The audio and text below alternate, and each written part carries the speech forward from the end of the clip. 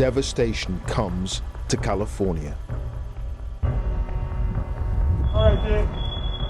Yeah, let's get out of here. Residents flee for their lives. There's nothing we can do now, bro. We had everything, like the sentimental things. Like my mom passed away. I had only a few things of hers left. All the stuff that's here is replaceable. People are not. So having the family is the most important thing. Homes are destroyed on an unprecedented scale. People would normally be driving up and down here with surfboards on top of their cars, ready to enjoy a day at the beach. But right now, it just looks like some sort of apocalypse. Firefighters struggle to hold back the flames. All 29 fire departments in our county are not prepared for this type of widespread disaster. But how did it happen? And why did the fires spread so quickly?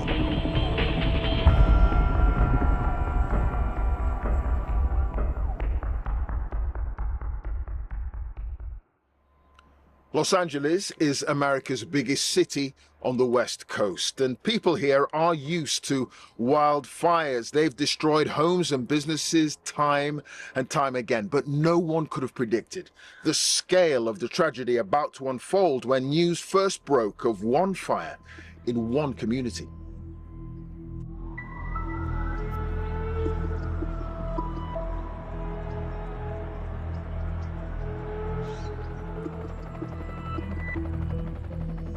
You can see they are dropping water. There you go. You can see it happen right there. And there are some hand crews on the ground. Would you mind talking to us for a second? Okay, what's your name? Charles. Charles, have you been evacuated from the area or No, not yet? Not yet. And we have seen that before. So nothing new to us for the last 32 years that I've been here. Within hours, things are getting serious. Residents can scarcely believe their eyes. Fires were this close to the cars. People left their cars on Palisades Drive. Yeah. Burning up the hillside, palm trees, everything's going. What happened? There's a lot of fire right there. That's why the people coming. We leave the car. They said to get out of your car? Okay. It's just so sad. And I feel for everyone that's lost property on fires. I've never been this close to it. Driving down the canyon was really very shattering. Huge smoke plumes can be seen rising above the Pacific Palisades area of the city, and residents have been issued with an evacuation order. Please take this wind emergency very seriously. As you heard from the speakers before me, this is something that is going to get worse throughout the night, so we all have to look out for each other. The fire broke out around 10:30 in the morning in the Pacific Palisades neighborhood. It's an upscale area between Santa Monica and Malibu, home to many famous residents. Sitting here and waiting to find out whether we're going to be evacuated or not it's like the time can't go by any slower. Yes, baby, come here, Baba. So instead, we decided to pass the time by putting together bags of clothes for our friends who have lost everything. I have never seen flames from my house like this, ever. This is insanity. I hope everyone is staying safe tonight. Lots of love, lots of prayers. Okay, we found everyone. We're just packing up the car, getting ready to go to the hotel. It's so big, it's so red. My thoughts and prayers are with everyone tonight. I'm really praying to stop soon. Our community is beyond devastated.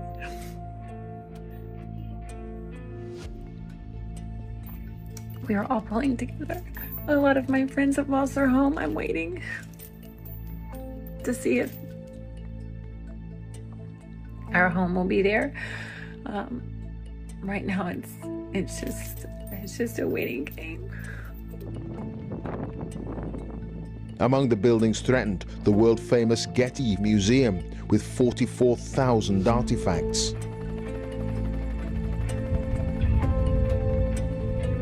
I have the waves crashing in front of me here on PCH, and I have the flames behind me here on the hill after coming off the Tabasco Canyon, where embers were being blown around, as you saw. The high school caught fire, homes burning on either side, and that fire over the last few hours just, I mean, look at the gust right now.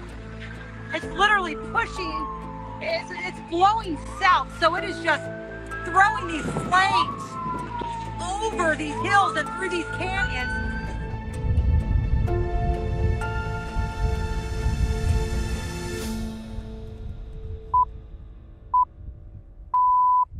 The headlines. 30,000 people have been ordered to evacuate their homes because of a wildfire which is tearing through wealthy suburbs of Los Angeles. It's like a ghost town. Everybody's abandoned this place, as you can imagine, and the fires are still smouldering. People would normally be driving up and down here with surfboards on top of their cars, ready to enjoy a day at the beach, but right now it just looks like some sort of apocalypse. There's not enough structure protection in here to really try and save all of these homes. It's really going to be a struggle. This is heartbreaking. I feel for these people, and it's just sad to watch all these homes go up. This was just a little antique shop, pizza place. These places have been here forever, ever since I've been alive. I really thought my shop was gone. It's still here right now. I don't know if it'll make it or not. There's a lot of people who don't have insurance or fire insurance. I know that's difficult in this area, especially if you're in the fire zone, and I feel horrible for them. I tell you, I've been here 47 years. I grew up on this block. I saw the other altitude fires, and it was nothing like this. Nothing like this. My son left the house before us on foot. He doesn't have a cell phone or anything like that, so I'm searching for him now. I'm looking for him. We got a phone call from a neighbor saying that our house was on fire, and we knew that there were no fire trucks in the area, so we thought we would come up and see if we could get in the area. Well, I keep going from not crying to now starting to cry again, because I know a lot of these people and they've lost everything, so it's pretty surreal to see all this. 5 minutes ago I was sitting in the car by myself, and tears just came over my face. So and my entire history is in the house.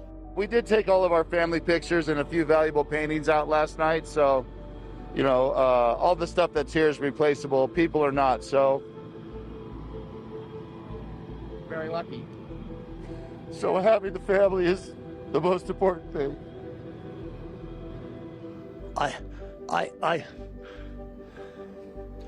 I'm going to break down again. That's what I feel.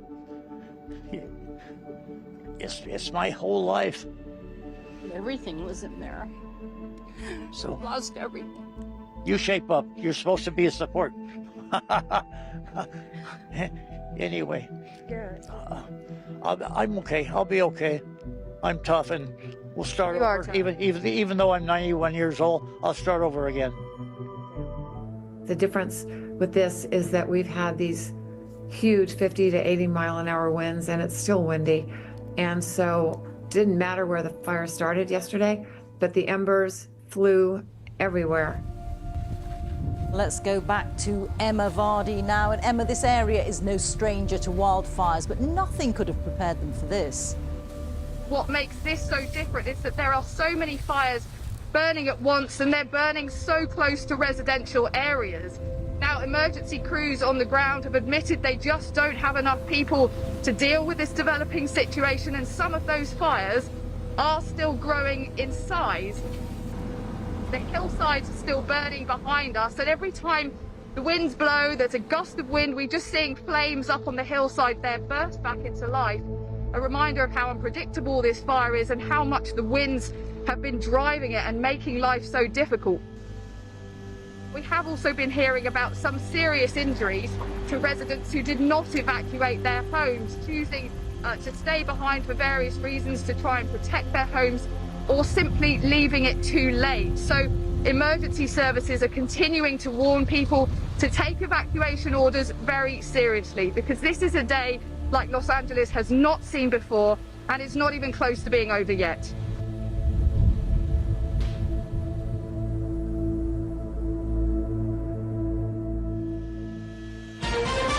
This is CBS News on the Hour. The Southern California wildfires are not only some of the most destructive in state history, they've turned deadly.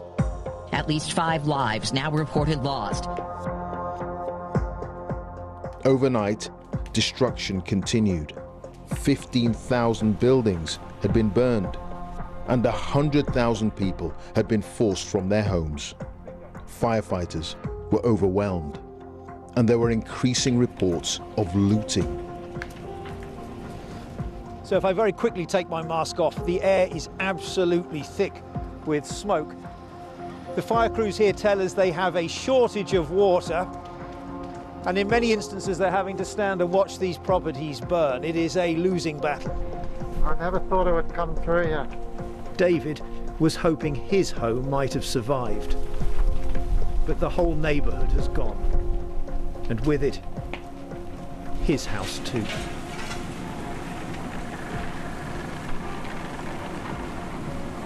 I would have thought I'd be seeing more planes flying over with water. I mean, there appears to be just 2. I mean, in California, are there not like 20 or 30 of them that they could have got you already? I would have thought the firemen would like take a stand on a certain area. Maybe they did, and I'm just not seeing it, but.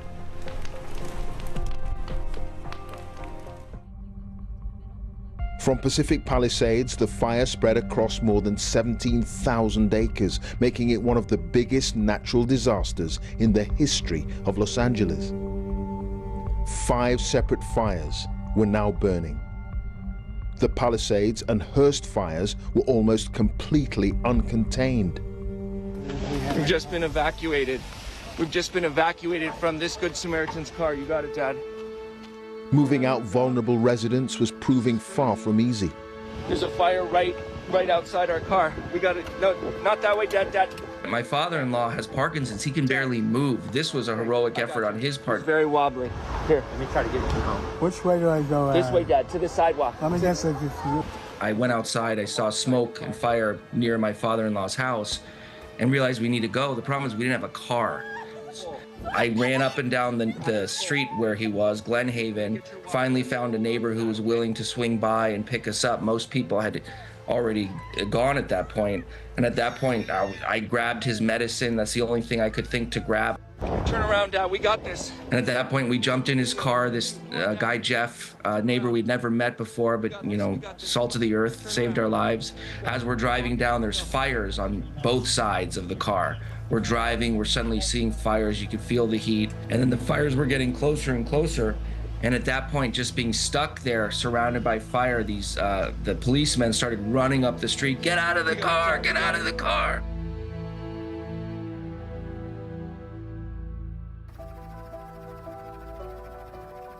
The authorities in Los Angeles have issued a powerful warning against looting and other criminal activity in areas abandoned by people fleeing wildfires.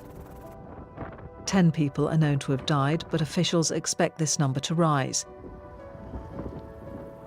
On day 4 of the disaster, tens of thousands of acres have been destroyed. Residents are asking why help wasn't coming more quickly. It's just not enough crews, enough people. I think they're undermanned. I think that budgets have been cut.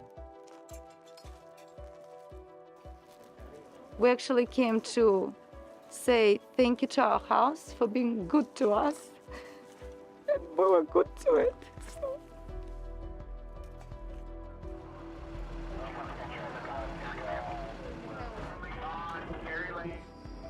Well, as thousands of firefighters continue that battle to get this crisis under control, this is what it leaves in its wake. The suburb of Altadena sits at the foot of a mountain range over which the unusually strong winds for this time of year, the Santa Ana winds they call them, poured in on Tuesday night. And it's that really lies at the heart of this disaster. The Santa Ana winds have had two effects. Once you get the fire going, well, it's already started, but the Santa Ana winds add in extra dry air.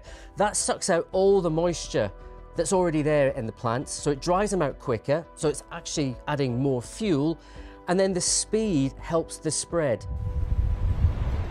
If you think you can have wind speeds, basically hurricane force wind speeds blowing, with a fire in place, it will push that flame, that boundary of the fire, over huge areas in such a short space of time. And that is what we've seen in LA over the last few days.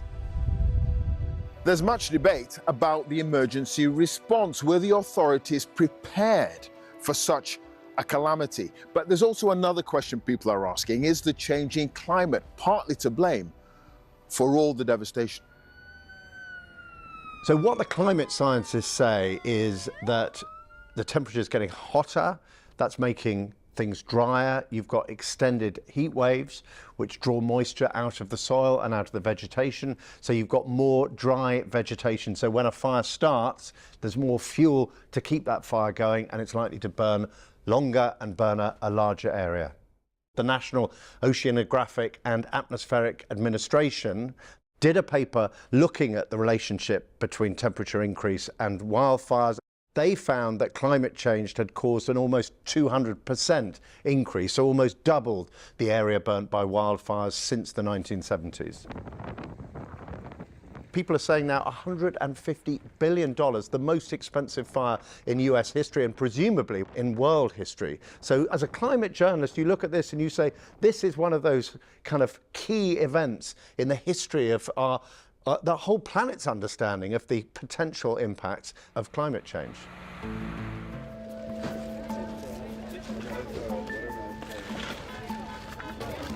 We're just letting everybody know where we're at. We're taking donations, any types. There's anything from kids supplies, pet supplies, food, anything you could think of that we could help you with. There was a lady here offering housing for people that have lost homes.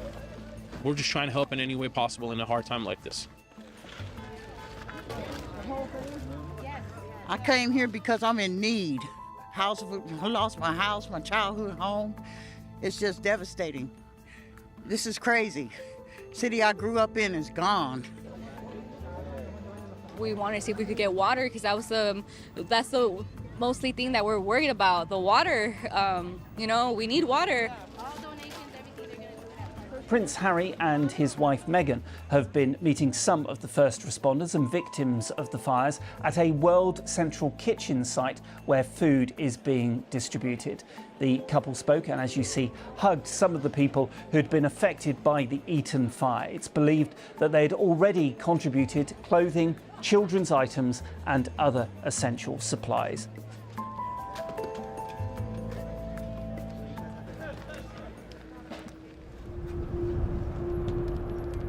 The Governor of California has called for an independent investigation into whether water shortages hindered efforts to control the wildfires that have devastated parts of Los Angeles. Firefighters are still trying to contain the blazes. Beautiful job. By Saturday, 6 fires were burning. Poor air quality caused by billowing ash and smoke prompted the authorities to declare a local health emergency. The number of dead climbed to 11. Determining the cause of these fires is critical, and to that end, Mayor Bass, Chief Crowley, and I are announcing, in conjunction with our partner agencies, the creation of the Los Angeles Regional Wildfire Investigative Task Force. This task force is made up of local, state, and federal partners designed to investigate the cause of these fires and to see if there's any connection between them. At least 16 people have died since Tuesday and about a dozen others are missing. 4 large fires are still burning, and officials say that the threat will remain high until Wednesday because of strong winds. To all LA County residents, please be assured that we will continue to battle these wildfires from the air and on the ground until they are fully contained. We stand alongside all of you as we begin repopulation of evacuated areas, establishment of disaster recovery centers, and the rebuilding of your homes, your communities, and your lives. watching the fires develop, sitting kind of awestruck, seeing this kind of vision of apocalypse in one of the greatest cities on earth burning. It was a cataclysmic fire. California will be probably asking itself big questions. You can't stop or prevent wildfires as such, especially in the climate that California has. It will have to look into various ways to manage the potential and the ways they tackle the fires in the future, especially as it's becoming a growing threat on every month of the year and over wider areas. The imagery of LA has become black and white. You know, it's ash and charred, burnt material. This sort of ghostly landscape that's emerged from a place we're all familiar with because we've all seen the movies. We know what LA looks like. We know the palm trees and the green grass. And now you see this sort of really degraded, frankly terrifying kind of shattered landscape. The people here will never forget these fires that ushered in the new year. And the scale of the tragedy, it's really difficult to overstate. Yes, much of the physical damage to homes and businesses, that can be put right, but the lives of some have been changed forever, with many people wondering, because the fire season is getting longer and longer, how are they going to cope next time?